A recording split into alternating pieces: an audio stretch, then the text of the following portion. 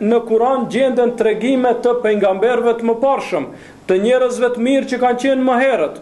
Në Kur'an gjitha këto tregime gjenden. Dhe njeriu është i tillë që ka nevojë ta shohë se nuk është i vetëm këtë rrugë. Dhe ta di se gjatë tërë historisë njerëzore ka pas njerëz që kanë ecë në rrugën e tij. Domethënë ai nuk është duke ecë në një rrugë të vetme. Njeriu është i tillë, ka nevojë për shoqëri, dhe feja Allahut subhanahu wa taala e pranon këtë gjë.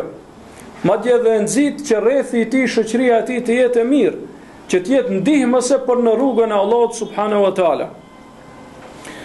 Madje me tregimin e pejgamberëve të mëhershëm, Allahu po thotë se edhe Muhamedit alayhis salam ja ka shtuar, domethënë, qëndrueshmërinë dhe fuqinë e besimit. Thot Allahu subhanahu wa taala: "Wa kullan nakussu alayka min anba'i ar-rusul ma nuthabbitu bihi fuadak."